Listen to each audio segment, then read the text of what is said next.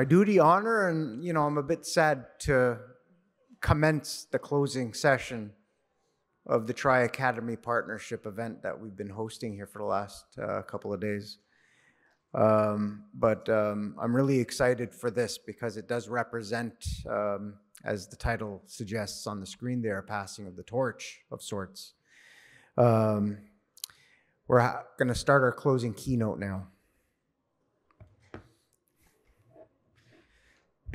Our closing keynote is Carwyn Jones. Carwyn Jones, his Indigenous legal and constitutional research has been groundbreaking by placing Māori as Aotearoa, New Zealand's first laws.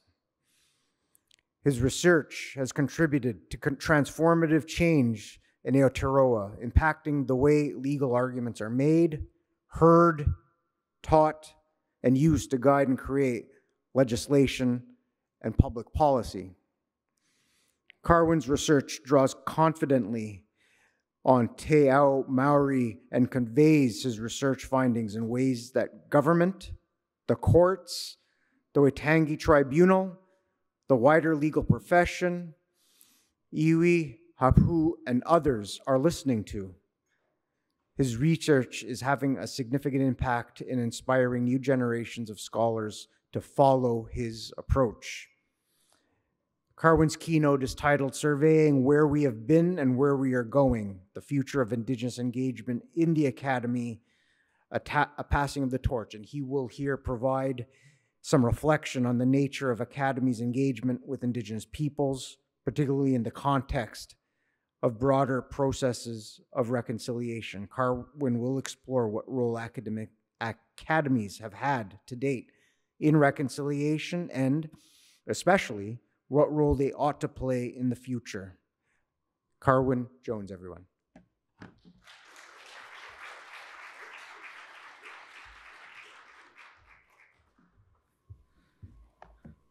Tēnā tātou. Ko te mea tuatahi ka mihi atu ki a rātou, kua mene ki te pō, kua whiturangi tia o tira ki ngā mate kei rongi a tātou katoa. E tika ana ki te mihi ki Murray Sinclair, e te rangatira, haere atu rā, haere ki te kāinga tūturu, ki te taha o tipuna, moi mai, o ti atu. Ko rātou tērā te hunga mate ki te hunga mate, ko tātou tēnei, noho oro nei, mauri ora ki a tātou katoa. Ko te mea tuarua, he mihi atu ki ngā mana whenua o tēnei rohe, ki ngā musqueams, ki ngā squamish, ki ngā sailtooth, tēnā tātou. Ki a koutou e hui nei tēnei ahi, tēnā tātou katoa. Ko Carwyn Jones tōku ingoa, he uri ahau no Ngāti Kahungunu ki te Wairo. Kia ora koutou. So, greetings everyone. I wanted to first begin by acknowledging those who have gone before us and particularly note the passing to Murray Sinclair and to acknowledge the Musqueam, Squamish and Sailtooth whose lands we're on. And, of course, greetings to everyone here. My name's Carwyn, and I'm from my nation, or iwi, is Ngāti Kahungunu from the east coast of the North Island of Aotearoa. Now, the only difficulty with going at the end of an event like this is that partly I've just been sitting there being wrapped up in all the conversation and discussion that's going beforehand, and I've been thinking, wow, this is really great, and then I realise I have to stand up and talk. But also wanting to bring in a lot of that conversation into the comments and remarks that I have, so I'll do my best to make some of those connections as I work through what I'm going to be talking about.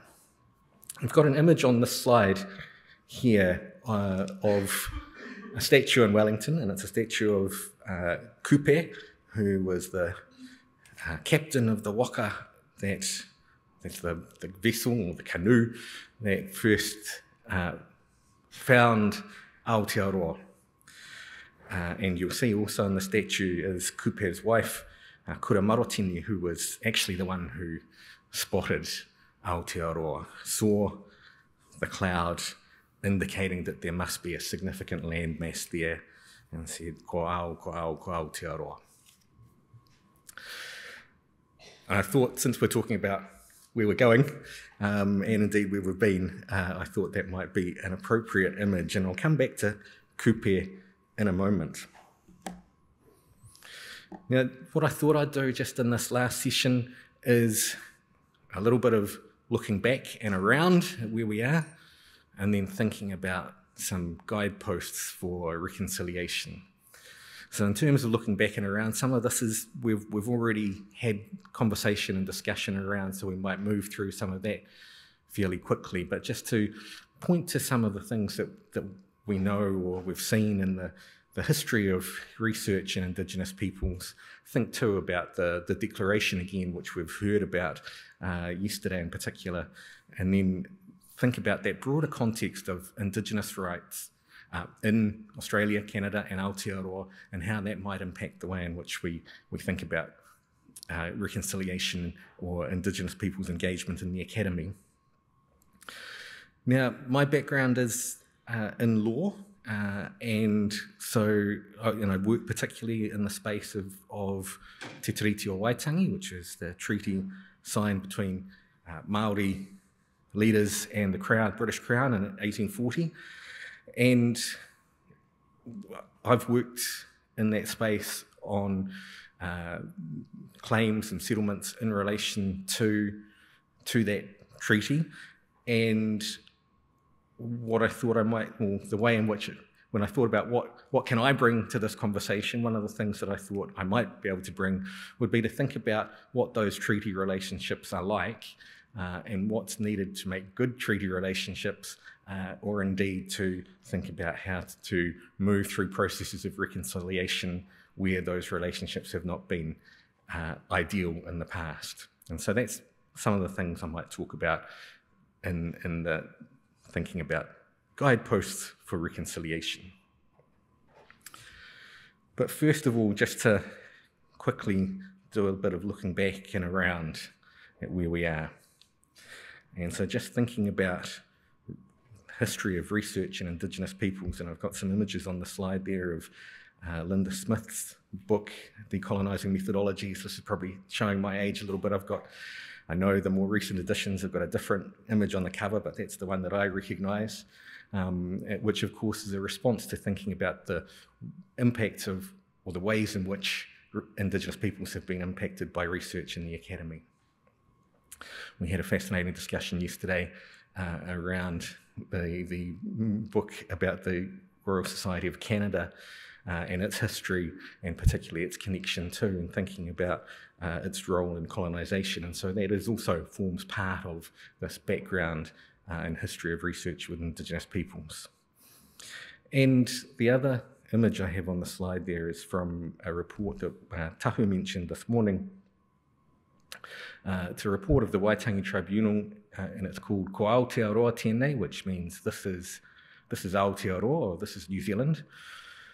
And it relates to a claim, or a set of claims really, which deal with Māori knowledge in a lot of different contexts. And I'll talk a little bit more about that in just a moment. But the key point that I wanted to reflect on in thinking about the nature of the history of research in Indigenous peoples that we've been talking about, hearing about through the last couple of days, is that it has often been an extractive kind of relationship in research with Indigenous peoples. It's often been the academy taking from Indigenous peoples. And so that's really what we want to think about how to address. And the report, Ko Aotearoa Tēnei, deals with a number of claims relating to Māori traditional knowledge. Now, it started off this was a long-running inquiry, I should say. So the claims were first registered in 1991, and the report wasn't published until 2011. And as Tahu mentioned, we've yet to see any substantive response from government in terms of what that report recommended. The claims, people used to refer to them as the Indigenous flora and fauna claim because some of the original claims related to kumara, or the sweet potato. And the issue that had arisen was that there had been a researcher who was actually originally from Japan, and he was at a university for a period of time in New Zealand, and he was working on these sweet potatoes, and he had gathered together as part of that research a collection of kumara tubers, I think is the term for them. And when he went back to Japan, he took that collection with him, and then it was after he died that the university in Japan said, well, this is part of our collection now. And one of the issues that was of concern for Māori, for the claimants in this case, was that amongst those, that collection were varieties of kumara that were no longer available in Aotearoa. So these were the sort of only versions of these varieties of kumara that were left in existence. And so they made a claim in relation to these kumara.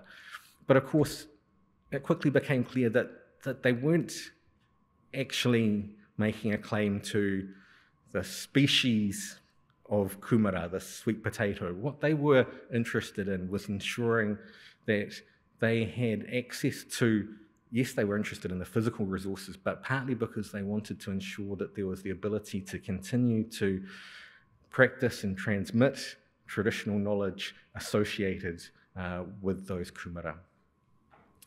And so it quickly became clear that actually this was not so much about flora and fauna as it was about traditional knowledge, or mātauranga Māori. And that quickly expanded the scope of the inquiry, which came to focus on issues relating to intellectual property, so forms of copyright, patents, trademarks, but more broadly the way in which institutions were engaging, public institutions in Aotearoa were engaging with Māori traditional knowledge and what the impact was for Māori. Now, this is where I want to come back to kupe, because the way in which this report begins is by framing the conversation by the story about the arrival of kupe in Aotearoa. And what it points out is that when kupe and his people arrived, they were from the Pacific, we talk about coming from Hawaii. And so the report points out that when they arrived in Aotearoa, they weren't Māori. If anything, you might describe them as Hawaiians. But they arrive, and over generations, over hundreds of years of living in Aotearoa, they develop distinct practices and ways of living in a changed environment. But they arrive, they bring with them a whole set of understandings about knowledge and knowledge systems and ways of being in the world. They bring with them a whole set of ideas about science and technology and law and government and all the things that you would expect a community to have. So they're not a blank slate, Kupe's people, when they arrive in Aotearoa, but they do adapt and change through interaction with a changed or different environment. And then a few hundred years after Kupe's arrival, we have the arrival in Aotearoa of James Cook and his people. And they bring with them a whole set of ideas about how you might understand the world and knowledge systems and ways of managing social relationships and law and government and science and technology. And it's no surprise that coming from different communities, different societies, and different parts of the world with different histories, that these two peoples have very different ideas about the ways in which we should organise the world, we should think about the world, organise knowledge systems and science and technology and so forth. But Cook's peoples too change and adapt through interaction with the new environment and of course with Māori, the Indigenous peoples. And so some of the issues which arise in the way in which research has impacted on Indigenous peoples and the academy has been implicated is because of this very different way of understanding the world, understanding knowledge, and what it means to generate knowledge. So I work at Te Wānanga o Raukawa now. It's a Māori institution of higher learning, I suppose, a Māori university. And it's interesting to note that we don't talk about research at the Wānanga. And we don't even use the Māori word for research, which is usually translated as rangahau, but rather we use the language of whakatupu mātauranga, so growing knowledge. And so thinking about engaging in activities that are about growing knowledge. And that again is to try and comes in response to thinking about the history of more extractive practices of research and getting away from those kinds of ideas to thinking about organising our relationship with knowledge in a different kind of way. So we know a lot of the story around the nature of the impact of colonial practices around research on Indigenous peoples. I don't want to spend too long on this because we've already talked about the UN Declaration on the Rights of Indigenous Peoples, but just to note too, in terms of thinking about what our context looks like today, it's important to think about where we do see these international standards around rights recognition for Indigenous peoples. And you've heard already about the particular provisions which relate to knowledge production, cultural heritage, and the different applications of self-determination throughout the Declaration. I just wanted to note here too that, this is an image from when New Zealand changed its position to endorse the Declaration on the Rights of Indigenous Peoples. But the thing that I wanted to note about the Declaration here particularly is that it also recognises that treaties and agreements are effective ways on delivering on the implementation on the rights of Indigenous people. And also in thinking about the context which we're in, I wanted to note that we know there are lots of issues in the world of politics and law and social activity which are impacting on the way in which we engage with and understand Indigenous rights in our different lands. And so I've got an image here on the slide from a Waitangi Tribunal hearing, but also I'm thinking about the different kinds of reconciliation processes or inquiries which have taken place in different countries, or treaty processes which are underway or have been underway. We have treaty settlement processes in Aotearoa which have attempted to reset the relationship with the Crown, and even things like the voice referendum in Australia last year, in terms of thinking about the ways in which we see these initiatives which are about the recognition of Indigenous people's rights and thinking about how Indigenous communities are leading the work in these spaces. So all of these give us a context for thinking then about what are the things that we need to be doing in the academies and in our learned societies in order to support these processes of reconciliation. And as I say, I wanted to use, if we move to thinking about what some of those, what I'm calling guideposts for reconciliation are, I wanted to use particularly and think about treaty relationships and what they might look like. And I find quite useful the work of a Canadian political scientist, James Tully, in terms of the way he's thinking about relationships between Indigenous peoples and states.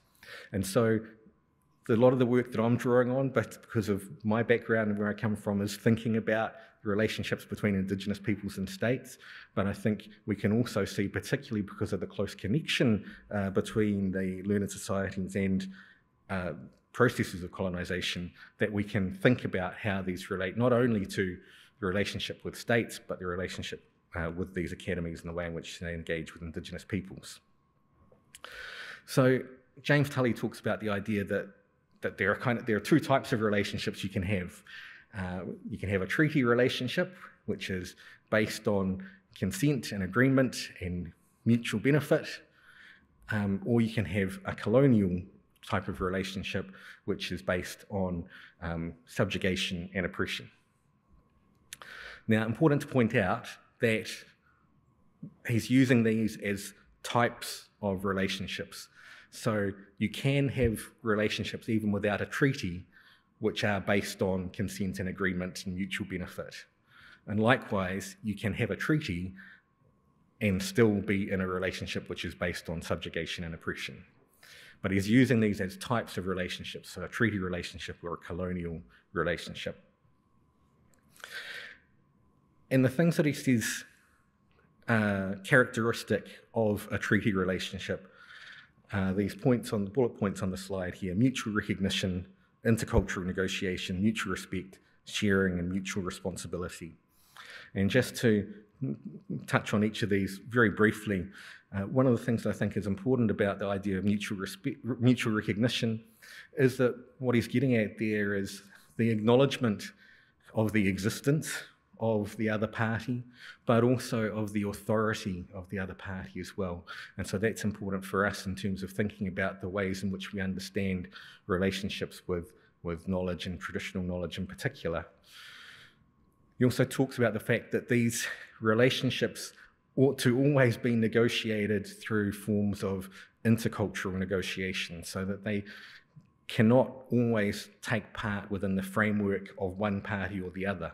They may sometimes take part within that particular frame, but the process needs to be negotiated to identify where's the best space to have these kinds of conversations and to deliver on a treaty-type relationship. Mutual respect, he talks about as being important in terms of ensuring that not only there is a continued identification of distinct parties, but that you have a relationship which allows for that diversity and that we all benefit by having that diversity. He notes that treaty relationships are based on sharing and are based on mutual benefit. And I thought this was particularly relevant given some of the conversations we've been having over the last couple of days in terms of the fact that it always seems to be the Indigenous peoples who are giving.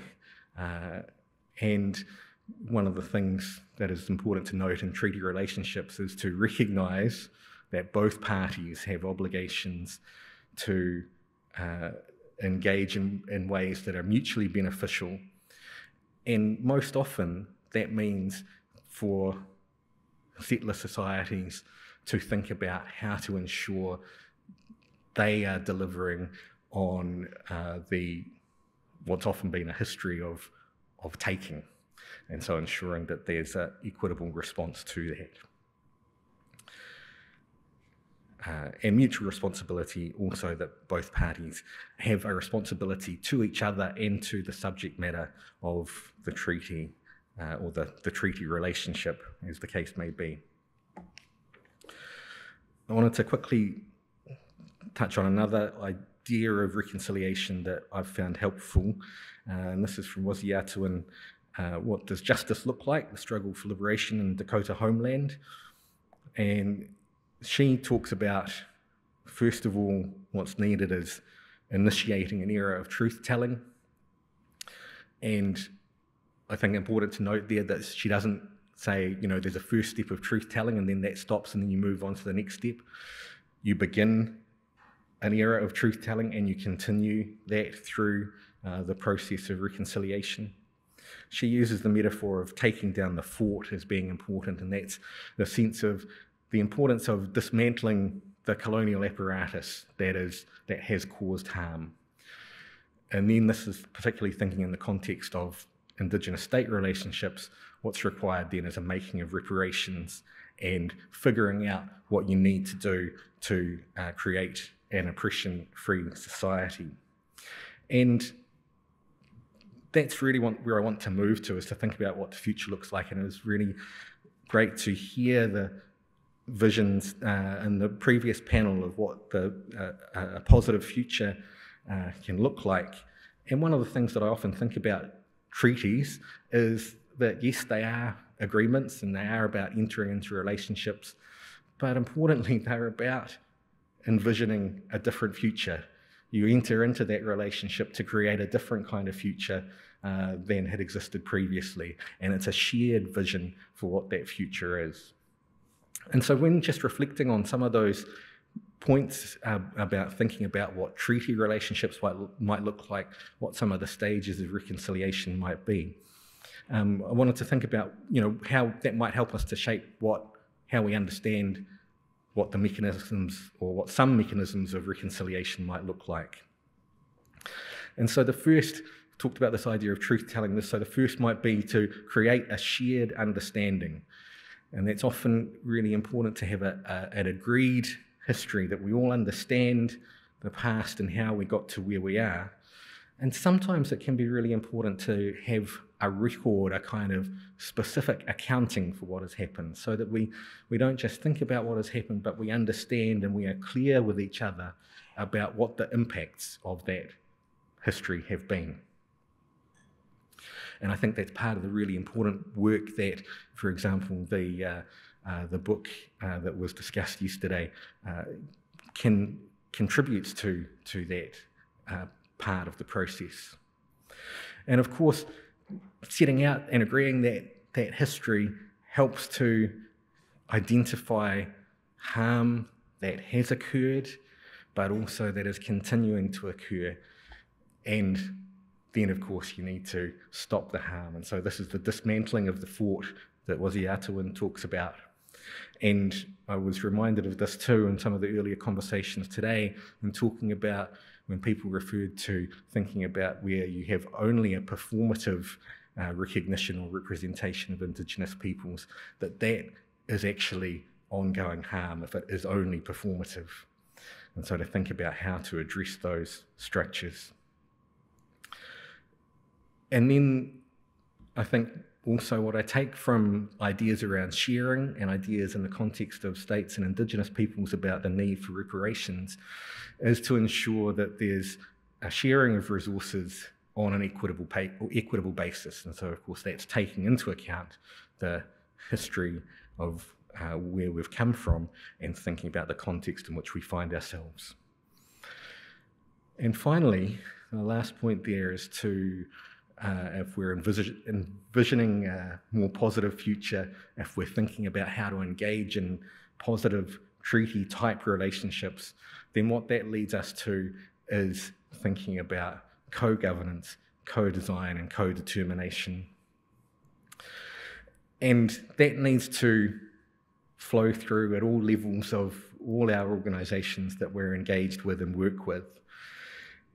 And again, reflecting on some of the discussion that we had earlier this morning, this is also about, yes, being in partnership and having space for partnership, but it's also about having space for self-determination, because treaty relationships are not a model of assimilation, they're a model of a continuing relationship between distinct parties, and thinking about how to recognise and reflect the authority of each party in that. And so just to come back to the Waitangi Tribunal report that I referred to earlier, Ko Aotearoa Tēnei, the way in which that report and the tribunal in that report talked about what is required from a kind of treaty-consistent system. And of course, they're particularly talking about the context of the Treaty of Waitangi, but we can think about it in the context of these treaty-type relationships. And what they said is required is that where there is some specific relationship between Indigenous peoples and something highly valued, whether that's knowledge, whether it's resources or whatever it might be. In those situations, the default position ought to be that Indigenous peoples are the ones who are making the decision. They said there might be some situations where there are other legitimate interests that are involved. And in those situations, you need to find models of partnership that work. And the Waitangi Tribunal was very clear that when they talked about partnership, they meant joint decision-making. They said, this is not about an advisory body. Having an advisory body to a group that makes a decision is not partnership. Partnership is joint decision-making. And then they said, and even where there isn't a specific defined relationship between, say, a particular individual or Indigenous community and a specific knowledge or resource, even in those situations, Indigenous peoples ought to have influence over the ways in which our public institutions are engaging with knowledge. And so that might be the kind of situation perhaps where advisory bodies might be appropriate. But the tribunal is clear to point out that an advisory body doesn't represent co-governance or that joint decision-making. Okay, so that's really all I had to say. I just wanted to point out that I think we can use thinking about treaty-type relationships in order for us to think about the ways in which the academies, the institutions that we're involved in, ought to be thinking about their relationships also with Indigenous peoples. Kia ora koutou.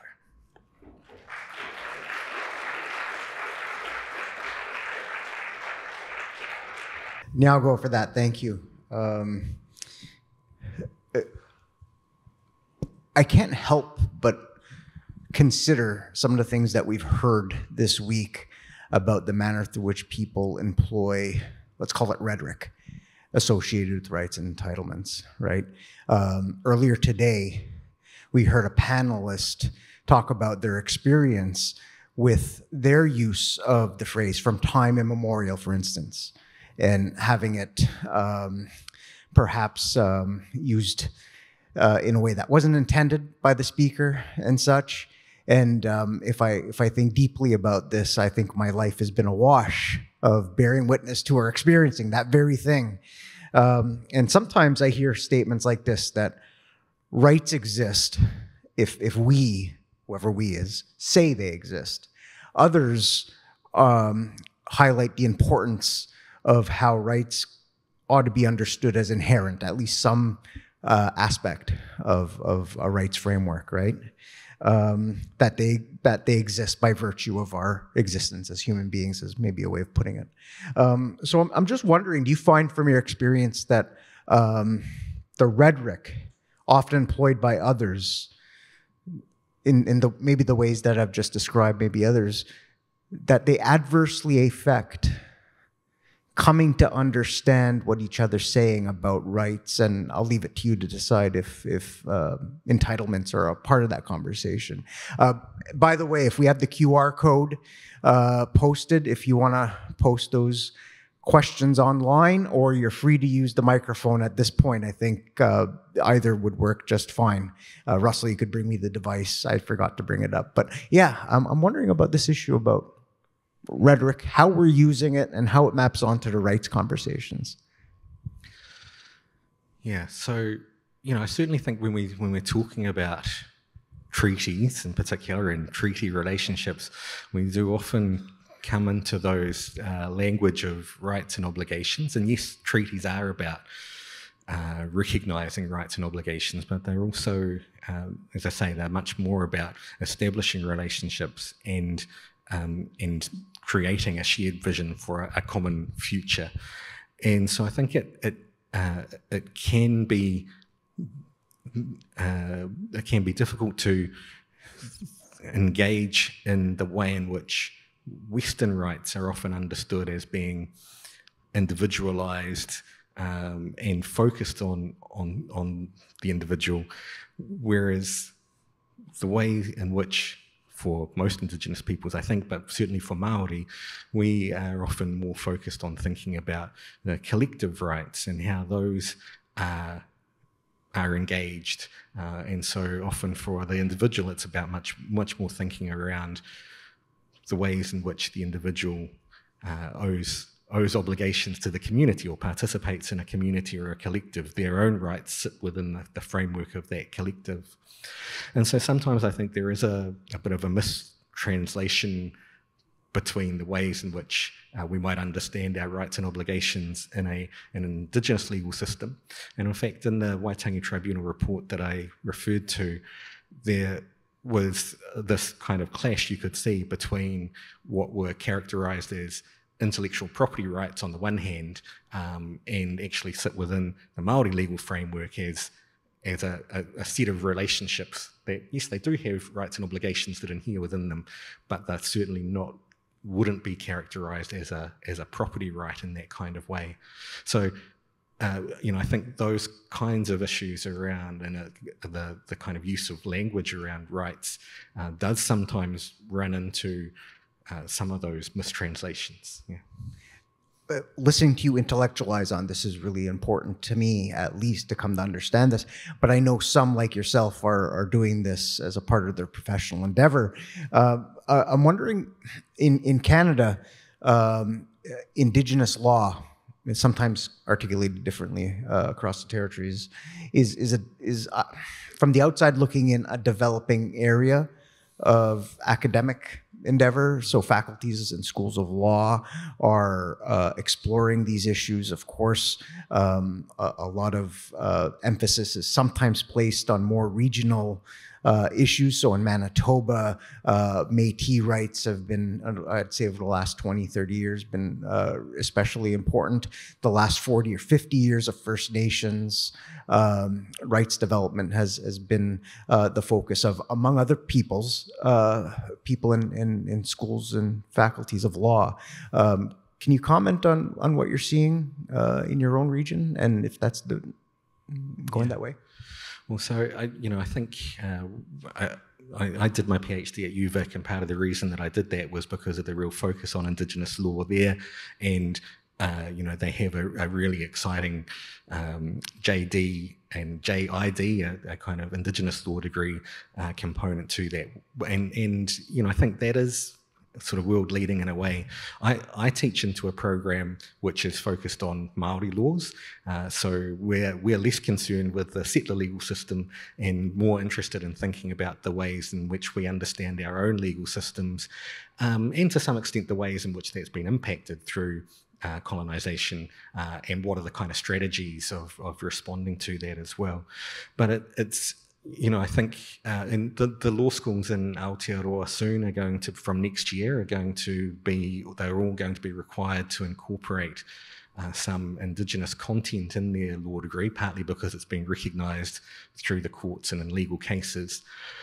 And that raises some questions around who has the say, who has authority in relation to that knowledge and those laws, who is able to teach those laws and in what spaces, and does bring us back to those questions that I raised around sharing and giving and taking, and that one of the concerns that I have in that context is that our laws are, as part of our world, part of our cultural system, our laws are also going to be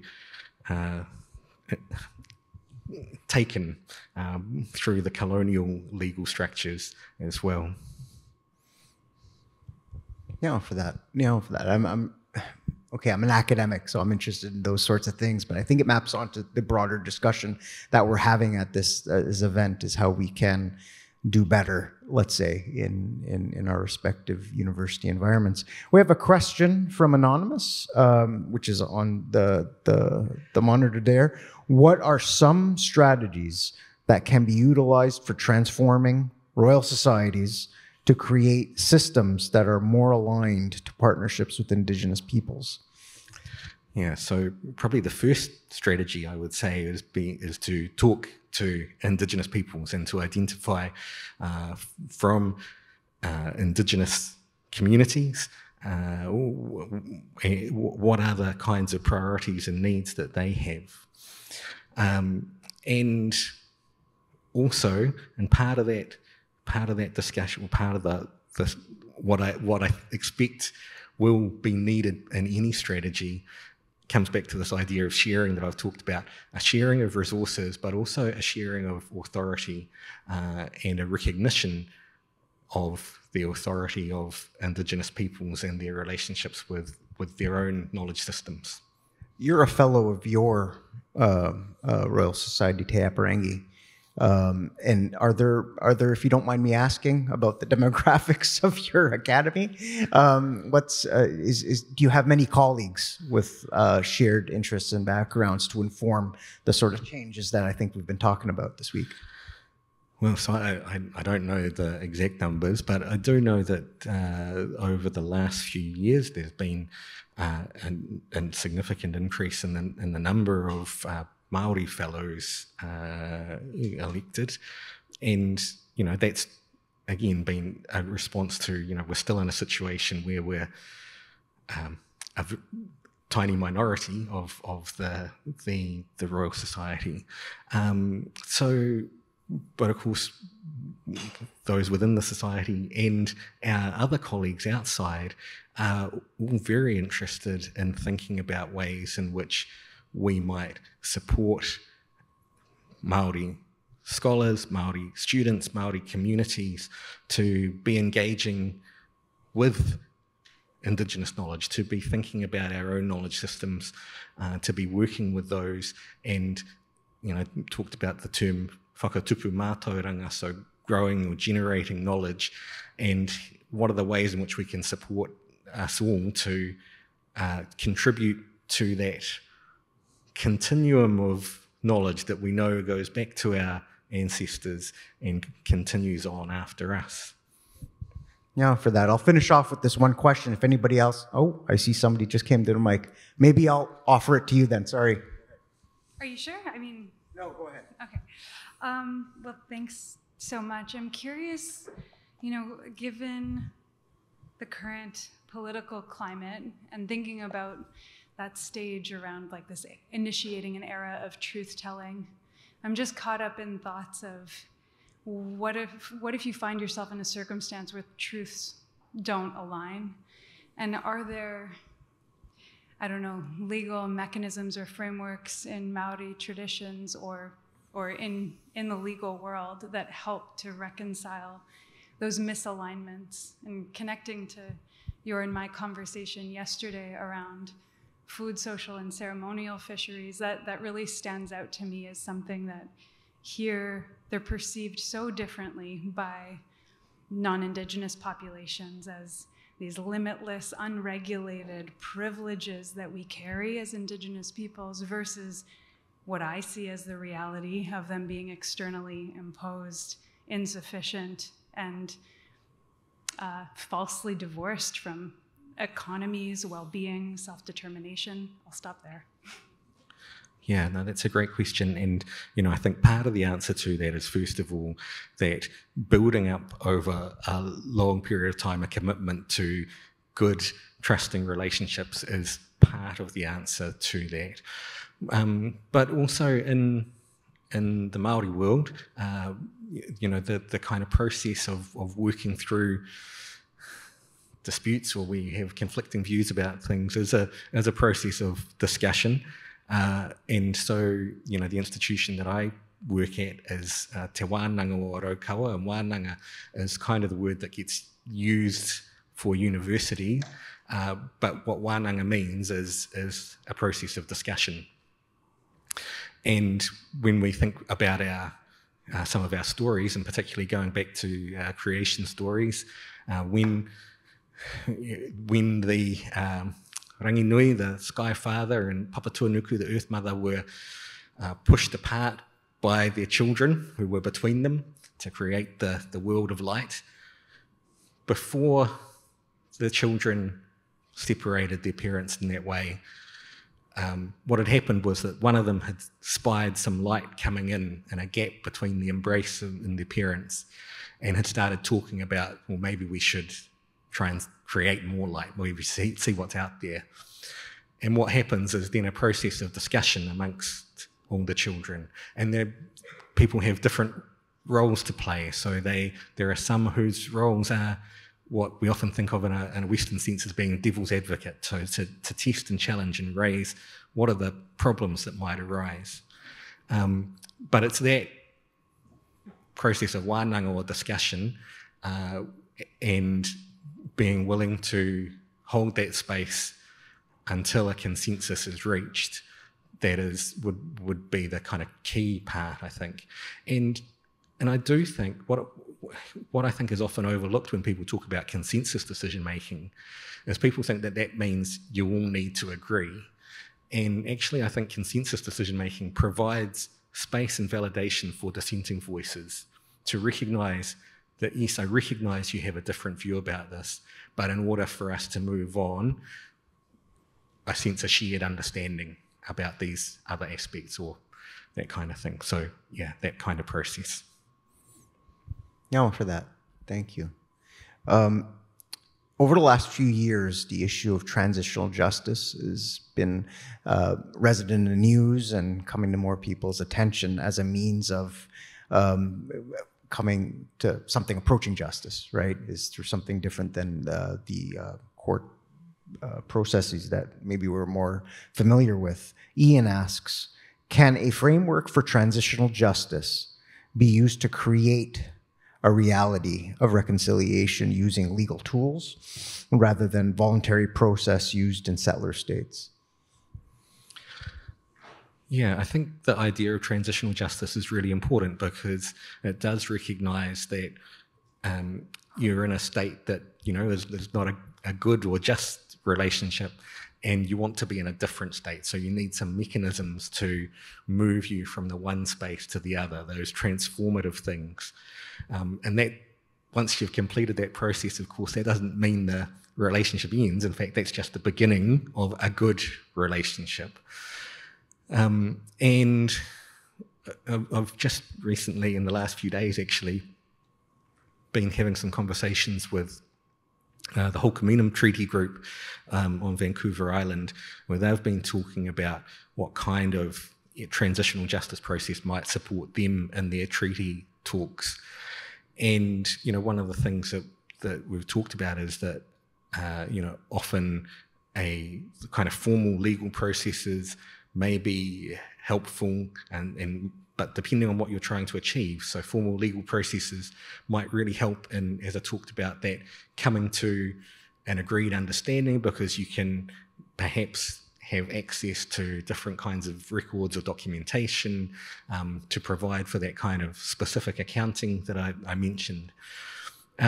But I think there's also a lot to be gained from voluntary processes as well, and where people are willing to engage in those processes, people or institutions are willing to engage in those processes in good faith, then I think that often provides a lot more flexibility for the way in which you build that shared understanding, develop that platform for resetting the relationship and moving forward. Nyaogoa, thank you very much. I'm going to pose one final question to you, right? And it was a few years ago, maybe a few decades ago, a politician here wrote something like this. Michael Ignatieff, for those who are around here, was just, he wrote this text about the Constitution and our constitutional setup here in Canada, and said that our Constitution doesn't create rights. They simply codify them, and they provide for their protection, however perfectly, right? So the idea there is that they're emerging from somewhere else, and some have said that rights are an outworking of our values or something approaching that. And I wonder if that complicates the reconciliatory journey, because you're delving into things that maybe people don't necessarily find the energy, the emotional energy at a time to come to understand, to come to apprehend what whoever we means in that case, matters. So do you share that view that where those rights are coming from? They might appear to us in this itemized, codified, delineated sort of form, but they're emerging from somewhere that's maybe a bit deeper and such. Is there a view on that that's particularly Maori in nature? Yeah, well, I would say certainly in a Māori context, in a Māori legal system, yeah, your rights and obligations do very much come from kind of key principles or values that are accepted or agreed in the community. And I was just thinking too, reflecting on, Jairus talked earlier today about ways in which you might base your actions on the teachings that you've received, and I thought that resonated with me in terms of thinking about the ways in which you determine the correct approach in any given situation in the Māori world is to reflect back on those key values and to think about where you sit within the kind of network of relationships and how you give expression to those values and what are the rights and obligations that inhere in those relationships. Okay. Something we could learn about more, I think, as we journey on this tract of reconciliation. It's been a pleasure. This is the final plenary session of the week, and I really appreciate your contributions to it. So please, everybody, join me in thanking Carwyn Jones for his words.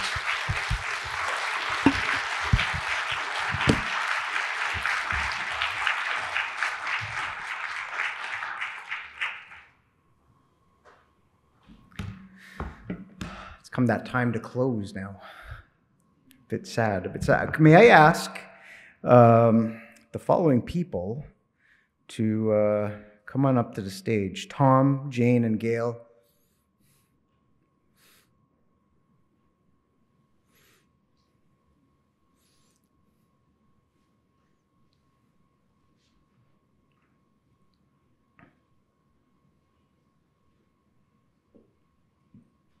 I want to maintain, this is a personal thing.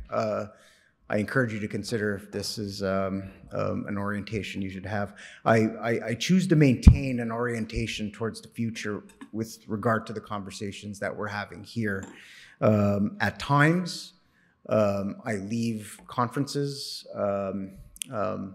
filled, as I do now, but I sometimes wonder about continuity, and that is a concern that has informed the structure of the Tri-Academy partnership to not just, in as appropriate a way, store some of what is going to be shared after this event. So for instance, some of the plenary sessions will be available online for us to view.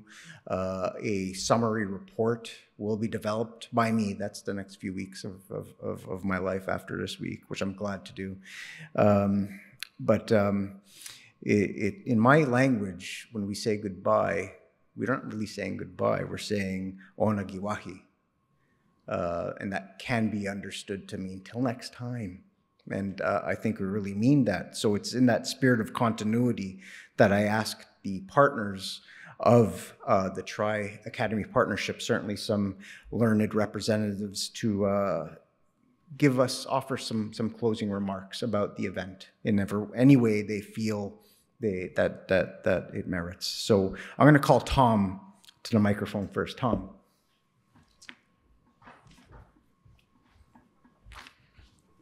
Well, thank you, Frank, and it's great to see so many people still here, and I do recognise that a number had to leave to get home to other events, but it's always good to see so many people here. I guess, you know, I'm not going to do a synopsis of every event that went on here, but just give some general overview responses. I think it was an extraordinary 2 days. 2 and a bit days. The opening session was brilliant, and you know, there were 2 days of really informative and interactive sessions that went on. You know, I learnt a lot from just, I thought I knew a fair bit too, but I also learnt a lot and what goes on in our three countries, which does, you know, always enlighten us when we learn about what our brothers and sisters are doing elsewhere. The organisation, the timekeeping, the record keeping was brilliant.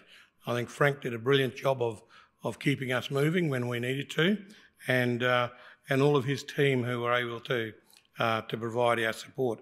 Of course, the meals were excellent, and you know, it was good to see that there was such a broad representation of people from each of the countries, and you know, that representation, you know, was also welcome from our early career and younger members and friends of the academies who participated today, not only just as observers of the 2 days event, but the way Frank and the team were able to include them as part of the proceedings, and particularly as rapporteurs and also as presenters. So, you know, that was really welcomed, and it's a lesson for us, I think, by the time it gets to Australia in a couple of years' time.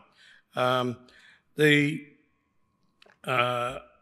guess the real highlight was the inclusion of cultural events that went on from the first night at our reception when we had you know, the performers there, and to hear the stories and the information about the local environment's always welcome.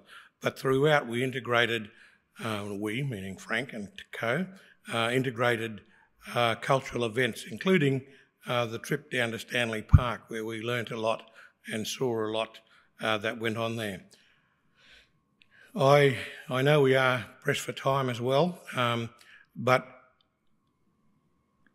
there were sad days when we learnt the loss, and also even sadder days when we heard the outcome of yesterday down south of the border.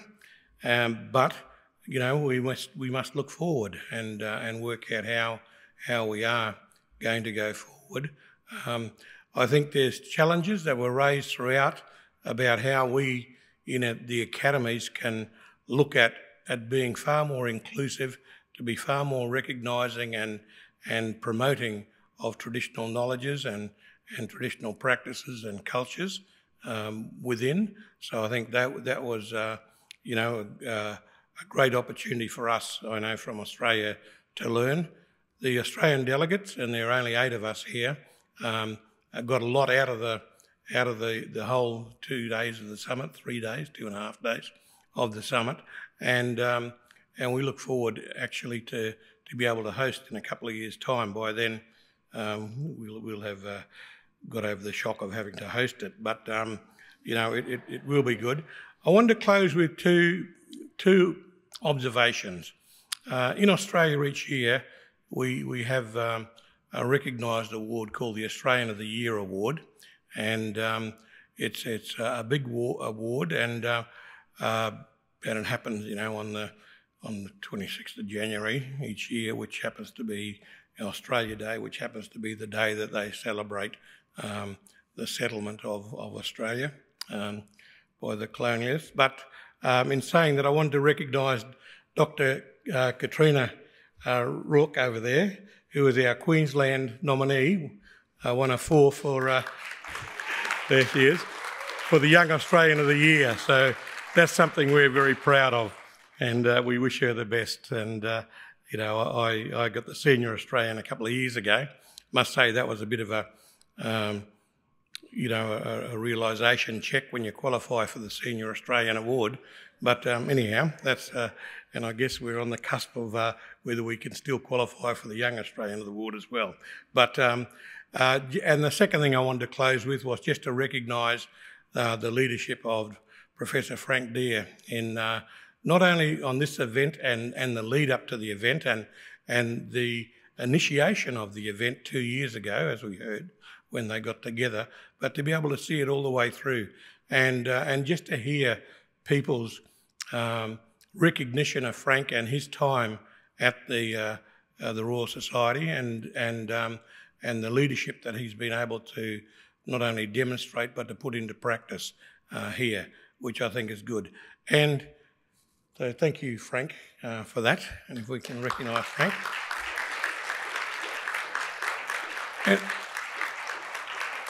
And the really last one now, in my last minute, since my zeros are all up there, is just to say that one of the things we might want to think about in the summit and future summits is how we include some of the senior membership of the academies in the events. Now, whether it's the opening events, but we can't be talking about, you know, what we want and they're not here to hear it, and to see the strength of leadership and the strength and the belief in traditional knowledges and what we can offer, not only the academies but also society.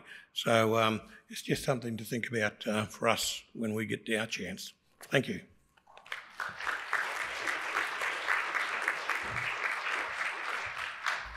Now for that, Tom, I really appreciate it. In the lead up to this event, there was a lot of planning and a lot of Zoom meetings that were scheduled at times that were perhaps not as kind for our New Zealand and Australian colleagues, but I really admire their contributions to that. Tom was one of many who would contribute to the steering committee, so I really do appreciate it. I'll welcome Jane Harding to the microphone.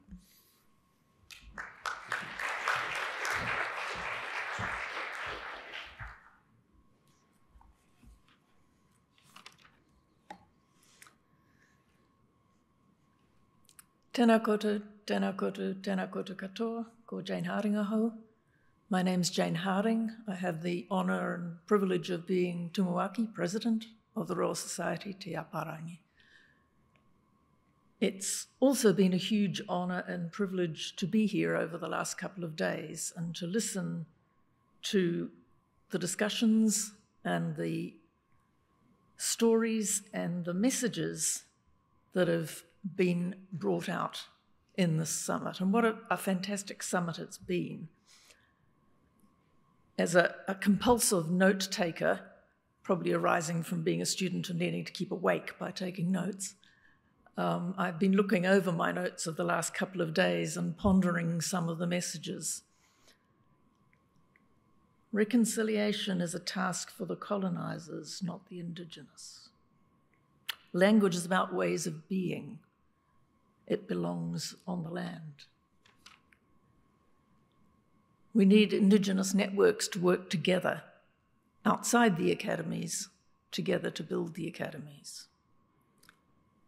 We've been guilty of avoiding the S words, self-determination and sovereignty. The importance of education and awareness to shed light on the dark places of our organisations and bring about change.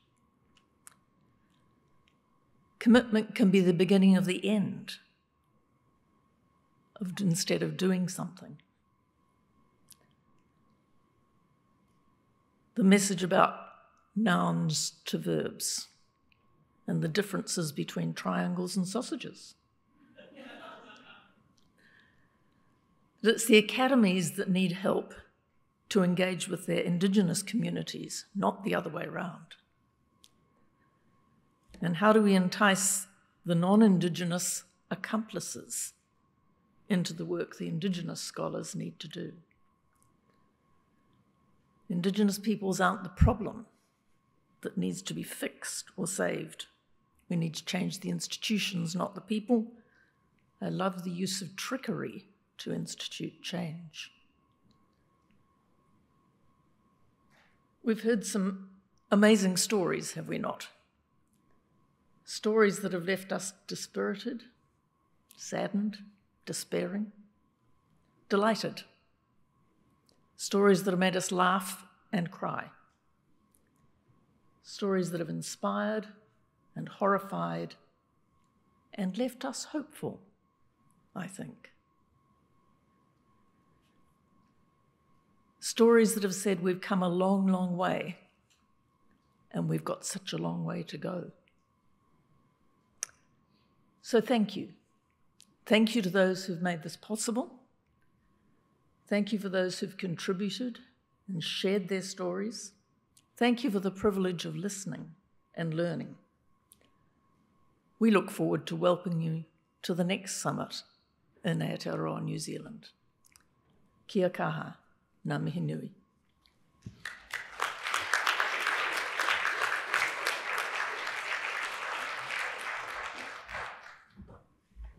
We look forward to that as well. We really do. Gail, I invite you to the microphone.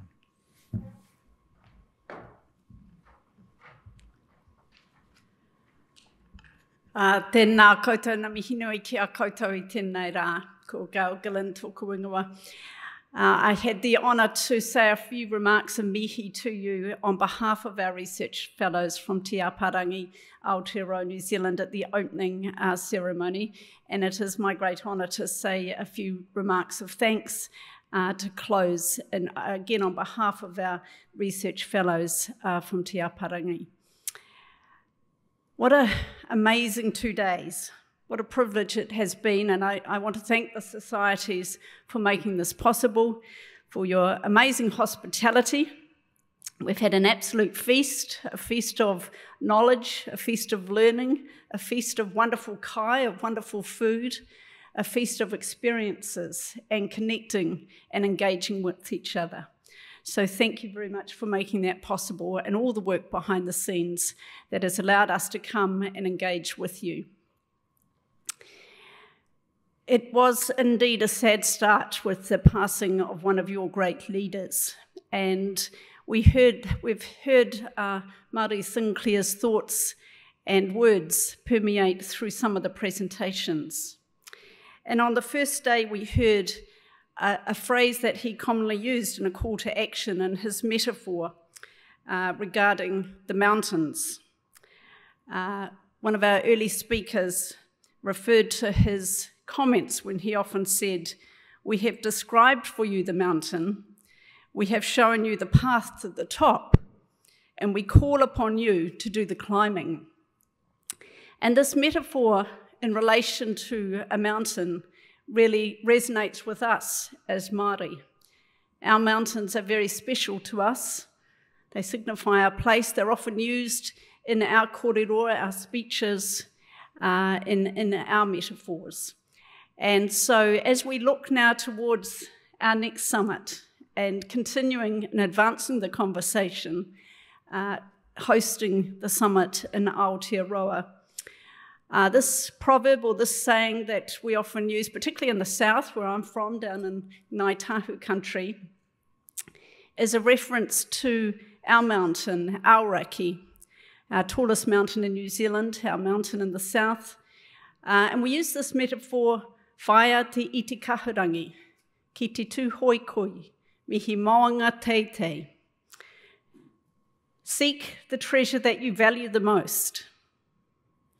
If you bow your head, let it be to a lofty mountain. Some of the text is missing there. And it's a proverb that we often use in relation to our pursuit of excellence, persevering, striving to reach our goals, to overcome obstacles. And I think throughout the kōrero and speeches that we've heard of some of those obstacles, but we've also heard some real inspirational stories about overcoming those obstacles. Our opening keynote, Ron Ignace, such an inspiring story that we heard of the obstacles he had overcome to become the language commissioner. Truly inspiring, and the work that he is doing. We've also heard about reaching for goals and some of the challenges we have within our own societies, our own academies, that we need to be discussing and advancing. The Oni Pihama's conversation around self-determination. Tahu's presentation around thinking where we do see excellence, we do have examples of reaching that mountain, and that comes when we see that self-determination. In New Zealand, we see that when we have Māori-led research with Māori and for our Māori communities. And Ngā Pai, where Tahu is flown back to lead, is a great example of Māori excellence in research that has taken some years to come forward and was even at one stage closed down by the government. They pulled the funding. But through that perseverance and determination by our Māori leaders, we got that funding back. And it still goes on. So we can persevere. So I thought this was a nice way to link the kōrero from here in your beautiful territories, where we've been graciously hosted by the Musqueam, the Squamish, the Tsleil-Waututh, and then linking the kōrero around your mountains to call you to our mountains in Aotearoa, where we can continue this journey to strive for excellence for our Indigenous peoples, to strive for our self-determination, and to strive to change some of the practices within our own academies, within our own royal societies, where we need change. We need transformative change, and that will take us to climb that mountain, to overcome those obstacles for the well-being of our peoples and our lands. Nō reira, tēnā koutou, tēnā koutou, tēnā koutou katoa.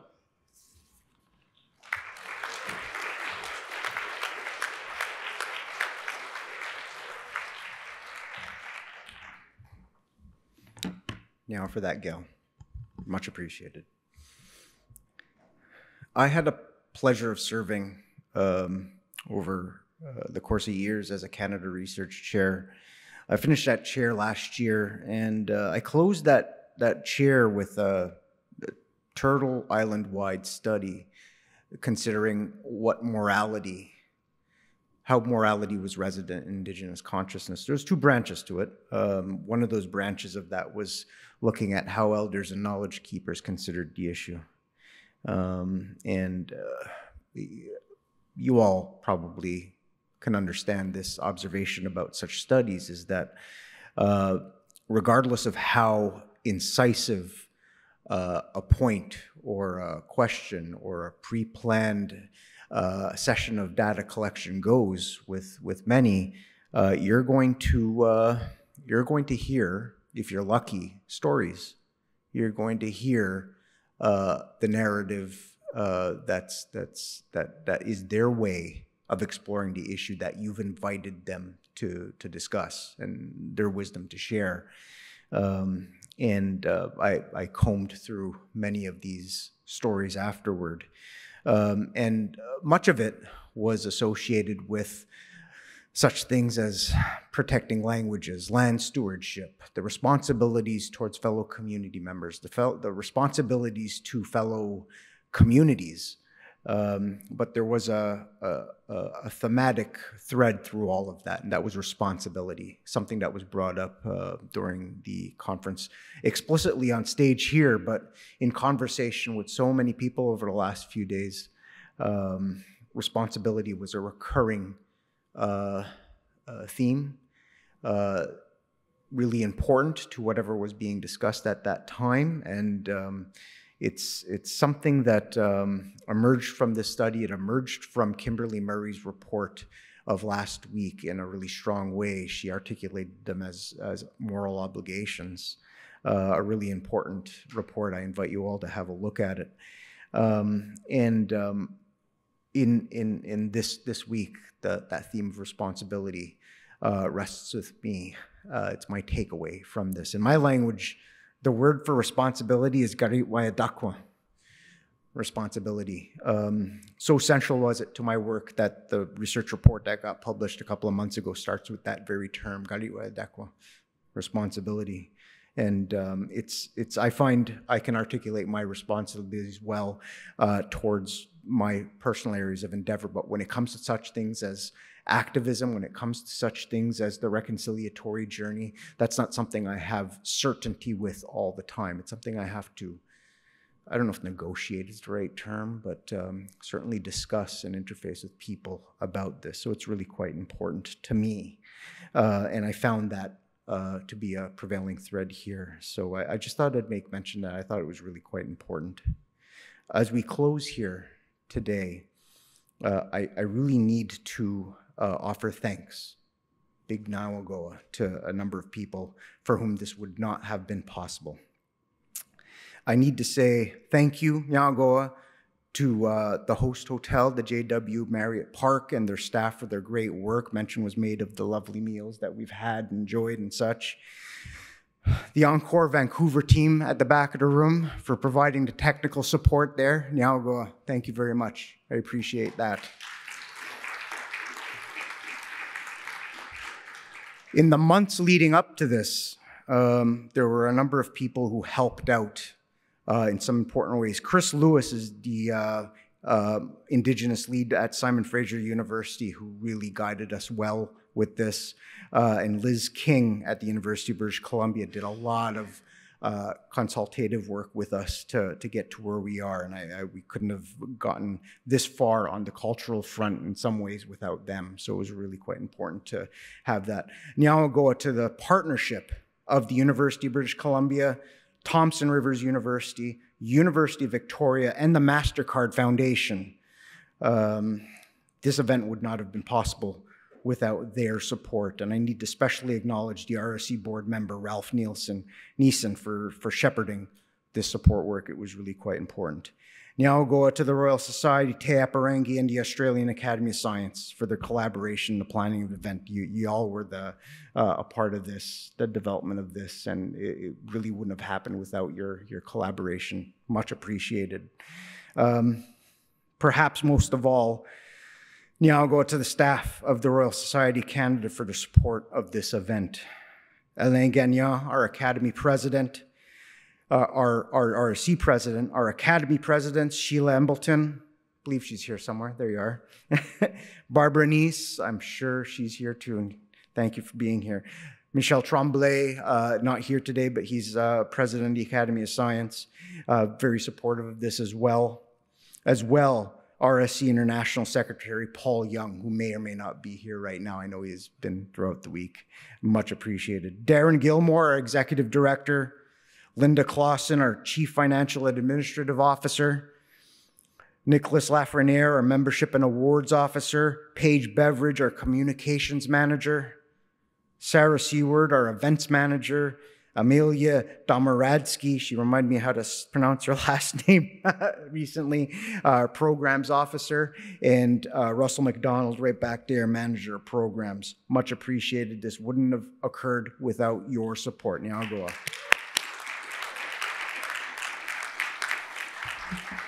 And to all of you who have come to these territories to share and to explore, I've learned so much being here this week. As previously stated and mentioned by others, this is the initial first step, let's say, in a journey that will continue. Niaugoa to all of you for contributing to this. Niaugoa, thank you very much. Thank you.